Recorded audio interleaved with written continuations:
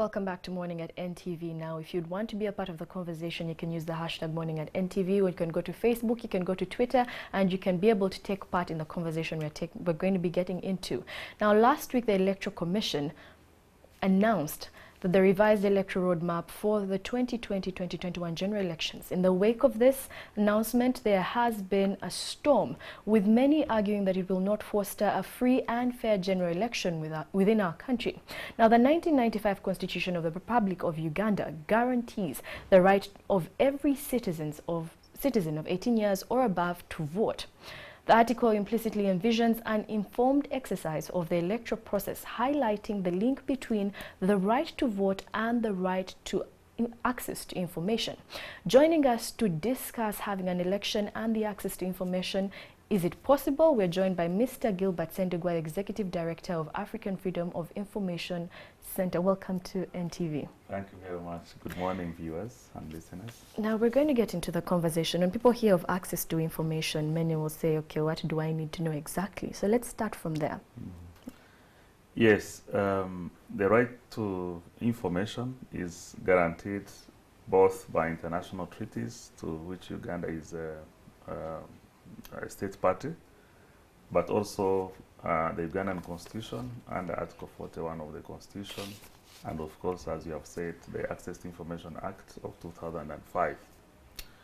Now, why is it important for people to access public information? It is critical that people access public information, that is information held by government agencies, in the case of elections, so that they are able to make informed decision, to make informed choice, to know which candidates, which parties are standing and on what platform, and on the basis of that, be able to make a decision. Now, from the past, we see that the Ugandan Electoral Commission has not been putting this as an important right for citizens to participate in electoral processes. And because of this, we've been seeing lots of problems. For example, you have very low voter turnout, which means that people don't trust the process, or they don't understand the importance of the exercise of elections. Second, we have also been seeing a very big number of spoiled votes. I think in the last the 2016 elections, it was as high as over 400,000 votes. Now, that is too significant for these voices not to be heard in electoral process. And then the third critical issue is that citizens don't trust the process and question the legitimacy of the outcome of the process where they have not had information. And because of that, for example, after the 2011 elections, you know, everywhere we do go, people would say results were switched.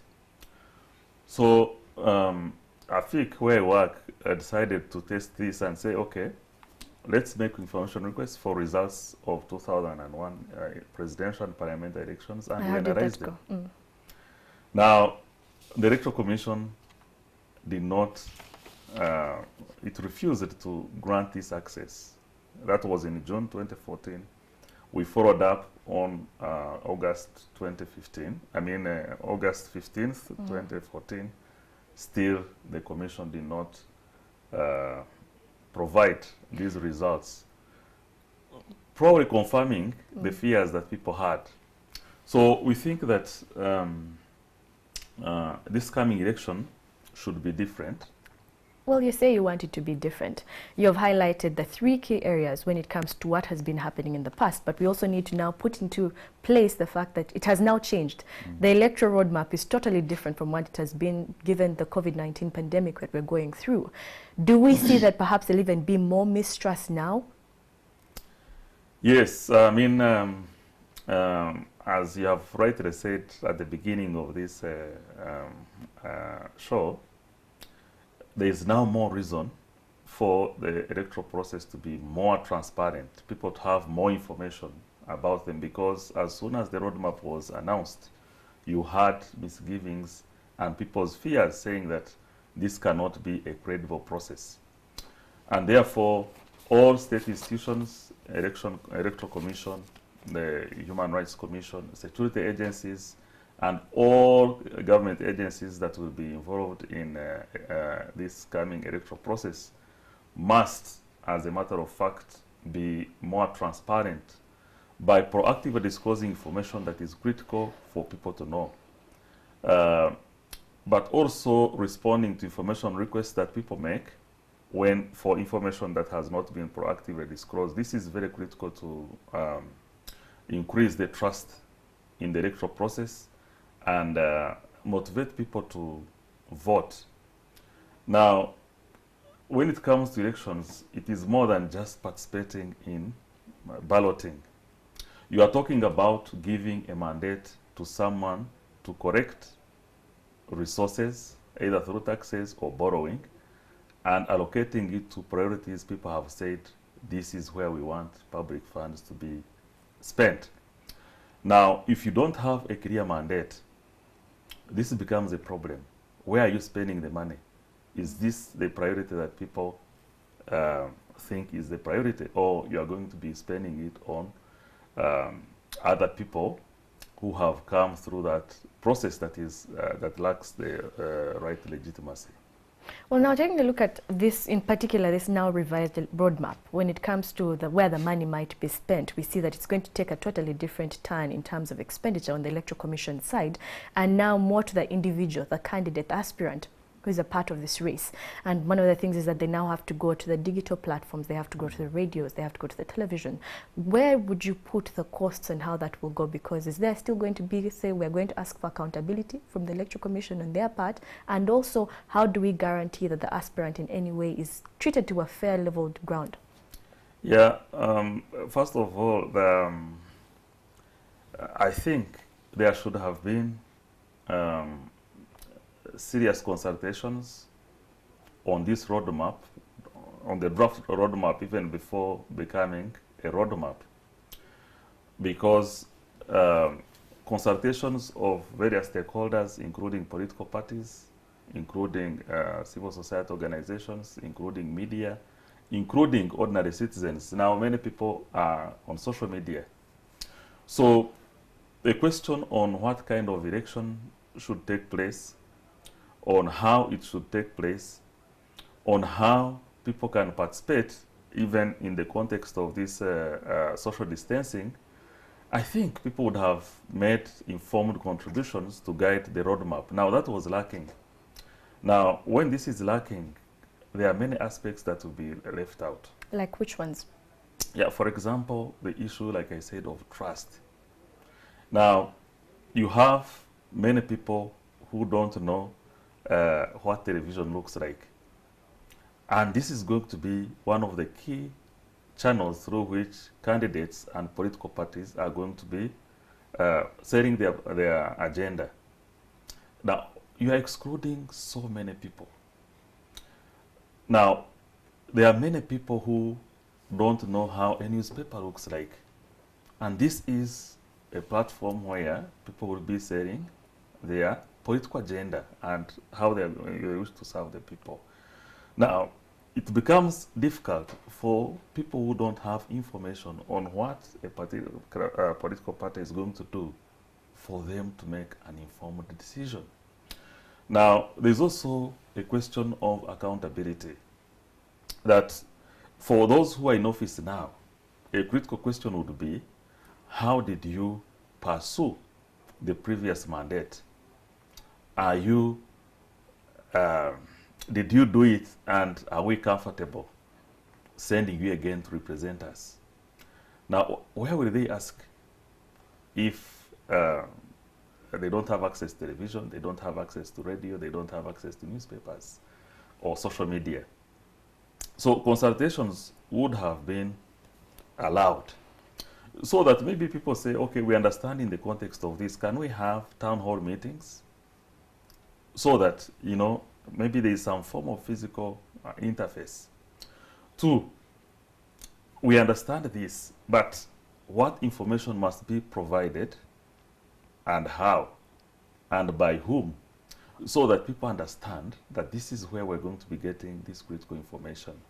Now, previously, we have seen also from previous elections that in some cases, registers change, that you have, you know, a month, 2 months before elections, 300,000 voters being removed from the register of 5 years ago. Who has been removed? What process has been followed? Is not, that information has not been availed. So I think these consultations and discussions are needed so that citizens can ask questions, and the Electoral Commission and other players should be in position to provide this kind of response, so that the learning and experiences from previous elections can help improve the quality of the next vote. Now, talking about the quality of the next vote for the next year, when we take a look at the online platforms within our country, the reach that a number of people have to it, a bit of blockades such as OTT for some people that makes it harder for them to access social media, but also taking a look at the fact that when it comes to social media within our country, things like fake news are not foreign to it. And how will this affect the vote? Because you mentioned trust, you have mentioned it over and over, but how would this affect the vote, say, with someone putting a manifesto online? How sure are you that this is from perhaps Rita and not someone else who is posing as Rita? Yes, I mean, like, yeah, fake news and all this is now very common, especially on online platforms. But you know, this is common because of information gaps.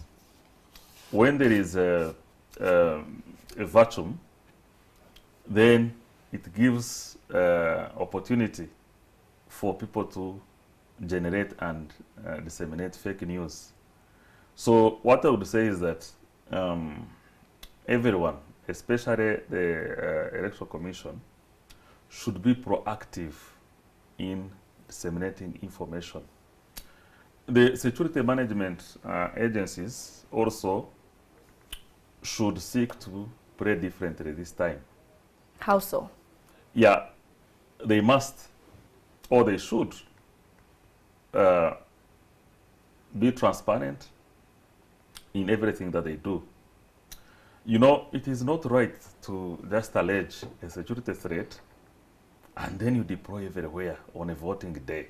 This scares away people from voting, especially where you have a situation where security agencies are perceived to be partisan. The Constitution and also other treaties that Uganda has ratified clearly say that security agencies should be under the authority of civilian leadership, which means they should execute issues that have been engaged and discussed and agreed by ordinary citizens through their representation. And once this becomes the law, then that is what security agencies should enforce. Now, a number of times you see that security agencies enforce what does not exist in law. That's true. And that undermines the trust and credibility of elections. That undermines even priorities. Instead of money being spent on social services, then because of this fear, because of questions around the legitimacy, there might be temptation to spend trillions on enforcement to protect the state. The people, ordinary people, should be the ones to protect the state, because if you have voted a government and everything has gone transparent, or even if you did not actually vote for a particular party into power, but you believe that the process was credible and transparent and this truly reflects the will of the people, then as a citizen, you should be able to defend that process. You don't want anyone who lacks the legitimacy to be, in office. But now taking it back to the security forces, with a particular roadmap that we now have planned, will we then be able to see that happening? Because if we're seeing everything is going to be virtual in one way or another, will we perhaps see that expenditure will also be reduced and we won't see so much of the security forces in these campaigns going forward? You see, when you say that the Electoral Commission has put in place a roadmap, and we have seen it before, then the security agencies come on the street to enforce it.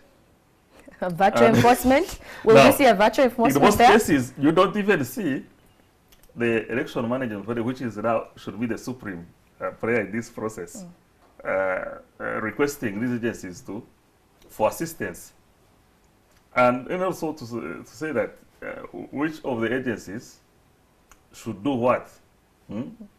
Sometimes you see LODUs, and in fact in the 2016 elections where we're observing LODUs were beating people at the polling station for simply recording what was taking place, especially where in a number of cases we found bullets being fired at the polling station. We found people being bribed across the polling station, and the people who were attempting to take pictures and record this became victims. Now, some of the victims actually reported cases. For example, there was one in Tungamo, and up to now, police has never done anything on those cases. No case has come up in court to bring the violators to book. Now, those kinds of things undermine electoral process. You want, if there's a breach, for police to investigate and courts to adjudicate before the next vote, so that, and if this information around this to be public, that there was a breach, the state has investigated and prosecuted the culprit. Now, this gives confidence to the people that, everyone is impartial, everyone wants a good process that is going to lift this country to another level. Okay, now taking a look at the role of the media, when you highlight all that you have mentioned, the media has been there to report a number of these, and through it all, the media has been portrayed as the enemy. Do you think that the role of the media is now going to change within the elections? First of all, you have to reflect on the state of media. First of all, what interest does the media serve?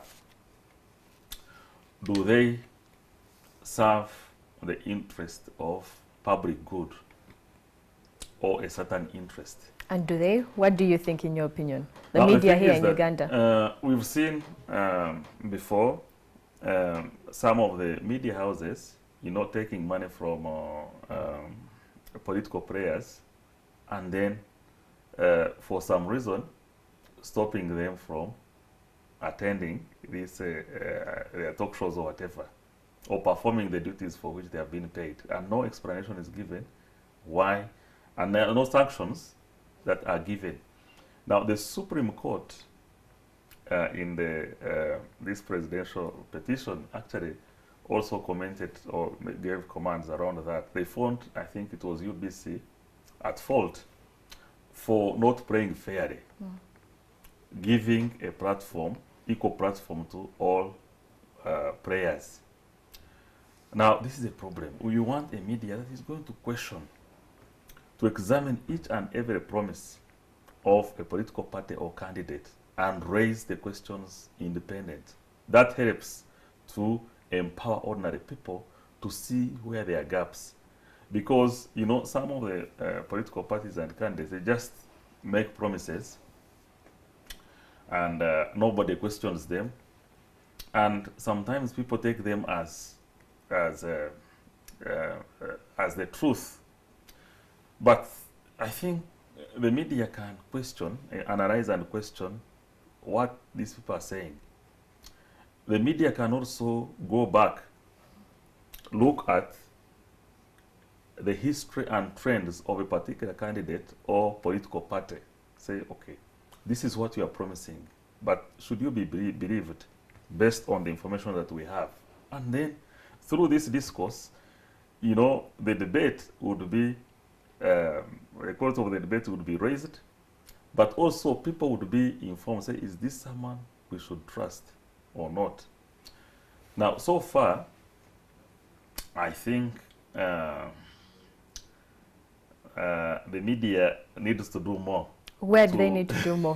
As you said, where do they need to do more? Because when you mentioned the fact that the quality of the debate needs to change. Now, some of the radio stations owned and different media owned in different parts of the country are owned by politicians. Political players, yes. Political players. So how will there be a leveled ground for me to perhaps host the opposition as someone who is my opponent in this race? And that's the problem, because as long as you provided a license and there's a regulator, there are minimum standards, then you have, as a media, licensed media, you should play by those standards. And if you don't, then someone should be able to question.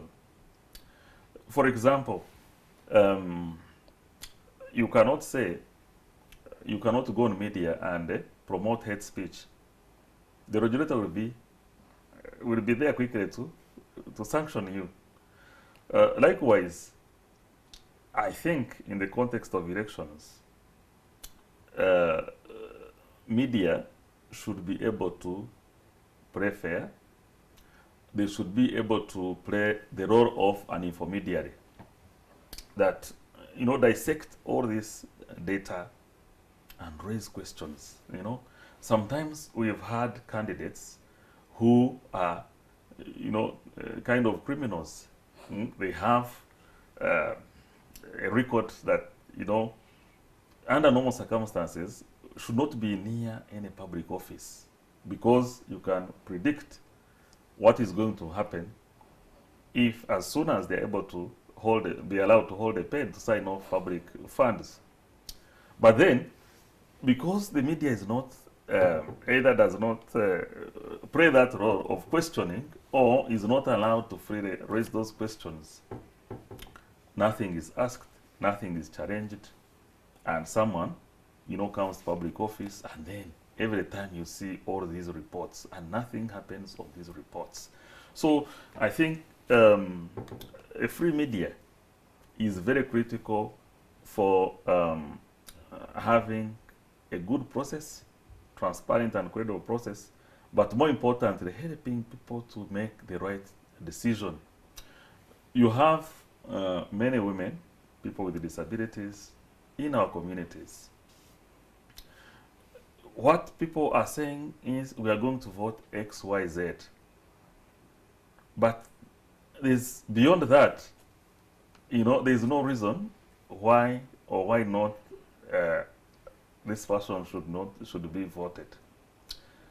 And nobody has helped these ordinary people to raise, to make that decision. So I think the media needs to play a more proactive role in helping people to choose. Now, I'm not saying they should say vote X, Y, Z, but, you know, ask important questions on every candidate, on every political party, so that people are now able to make their free choice based on that role. Would you put into consideration the crammed timelines now? Because as you say, we want to ask these questions at this point, question each and every person. But the fact that we now have very crammed up timelines leading to 2021, how possible do you think it will be? Yes, that is why I started by saying that there should have been consultations of the people, so that we say, okay, do we just want to have the vote? Do we just want to have elections? Or we want quality elections that is going to lead to quality leadership? Now, we have challenges. For example, now we have the issue of very high foreign debt. What does this mean for ordinary people? Where has the money gone? Has it gone to the right places? Now, this should ideally be, this and others should ideally be important questions for debate in these elections. Okay, this political party, what are they saying they are going to do about this date, big date? This political party, what are they saying they are going to do about social services, so that each and everyone has opportunity to explain. Now, you raise an important question of the short time period. Yes, it is critical, but you know, we are now under a political party dispensation. So if there is a good system, political parties should be able to sieve. And then, once that is the agenda of the party, and that is what is sold, obviously, it is much better to have to sell one agenda across the country than small agendas of. And in fact, we see it that sometimes you find the political party saying that this is the position on these issues, but then you go to candidates who are standing on that platform, they are contradicting what is in the official party position. Now, the question the media would be asking is, you know, to see this contradiction and raise the questions and then help people to understand. When you go there, how are you going to vote on this critical issue? But again, these things don't take place. But we expect that this time it is going to be different, and it should be different. We should be able to see more media to play a more critical role, more robust role this time around, because you know now that is the in the context of this COVID-19. You know, you need a reliable media. You need a very strong media to play this role. Now, and I pray that every stakeholder will allow and facilitate the media to play this role, even irrespective of the ownership. Who are the stakeholders that we want to help with this? Yeah, we have the regulator who is always visiting media stations. You know, last time, for example, you know, a colleague who works in the media told us that there were visitors who came to television station and say, you must stop announcing results that are being declared from polling stations. Wait for what the Electoral Commission will announce. And that's what you should announce. You don't want that. You want the media to choose what they want to report, when they want to report it, and that is it. And then let the people know whether this is a process that has led to the good outcome or otherwise. But if you say that you are going to choose content for media, then you are causing trouble, because you are choosing for this one, another stakeholder is choosing for another media station, another one is choosing for the other one, and in the end, this could actually create conditions for tension and violence. You know, electoral process is very critical that when people don't have information, the right information, and you know the temperatures are very high, anything can cause a serious problem that you don't want to have. And that's why you'd want to have a free media to play its role, question people about their actions, you know. As a voter, why are you flouting procedures? Why are you inciting violence for your candidate? You know, and people reflect on this, and then they will step back and say, oh, I think I'm going too far. Okay. But then if you say that, you know, some people will choose content for everyone, then the media will be in a mode that they're waiting to see what kind of signal they should have for them to report on that. And what then results is that people will also, and I think there have been studies which have come up, start also not to trust the media, because they say, oh, this one is for that group, this is for that group. It shouldn't be like that. It is okay for people to own media. It is okay for political parties to own. What is important is what is the content they produce. Now, even if there were questions around it, I think the debate should be on, people have capacity to question a particular media station without the regulator coming either to threaten all this. I think people will say, no, this media should not be trusted. So we're leaving it to the citizenry to weigh in and say, perhaps I'll take this information or not take it. Yes, I think that is great, especially when people have information. When people have information, they'll be able to see what they think is right, what they think is correct, and what they think is just propaganda. But if you, because what will result is that when the regulator is partisan or has an interest, then the regulator will be the one to decide, how to report. There is violence here on this polling station. It shouldn't be reported because it was perpetrated by this group. On the other one, okay, there's this skirmish. This one should be reported. The law enforcer should come and all that. Now, there was this vote in Hoima, the by-election. We saw where there was some people who had ballot papers pre-ticked, and they were arrested. And they were arrested and taken to the chairperson of Electoral Commission, Justice Byabakama, on camera. And we have not seen or heard about that case anywhere in court. And the media has been meeting Justice Byabakama.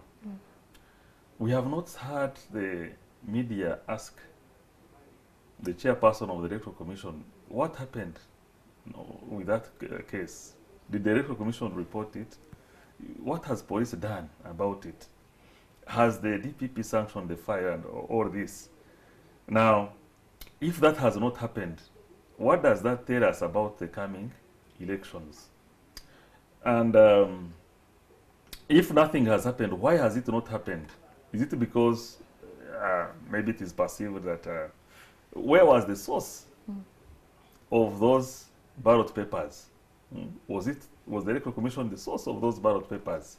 So these questions need to be answered. People need information about this. They need to trust the Electoral Commission and all the players that this vote is going to be very transparent, and people are going to make informed choices, and that they should trust everyone. Even, by the way, also political parties, because you see, many times we don't question political parties. Political parties in Uganda here, those that have representation in parliament, receive public funds. We have never asked them, where does that money go? But this is when I ask you, with all this information, as we look to the media to perhaps ask these questions, but also where do we put the citizen to ask the questions, and who should be informing the citizen on what questions to ask? Yes, I think this right is for every individual, and therefore the expectation is that every citizen should be informed and should be able to ask these questions because it is their money. And beyond money also, these are in their own right also public bodies that are, occupying important space. And because of that, they have an obligation to every citizen. If you say that, there are so many political parties, I think over almost 50. And a number of them actually were born after there was a referendum that was going to take place, and then we saw so many political parties being registered. And we have never heard about those since that time. What happened? The promoters, do they have some form of obligation to inform the public?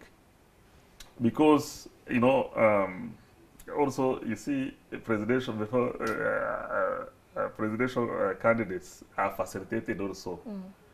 And now, some of them, we are not sure whether they are just registering to participate to get state funding and disappear or not. And I think without asking the players, we are not helping the democratic process. It doesn't matter because there is also a feeling that people think that only the party that is in power should be questioned. But even no, I think everyone who say we're a political party should be judged, should have the same level of obligation as any other political party. Okay, well, thank you so much, Mr. Gilbert Ssentuga, for joining us this morning on Morning at NTV. He is the Executive Director at Africa Freedom of Information Center, and a few things that you have highlighted are trust, transparency, and also the media has a role to play, but you, the citizen, have the right to ask some questions. That does it for our conversation on Kickstarter, access to information during the general election. Thank you once again for joining us. Thank you very much. Have a blessed day. You too.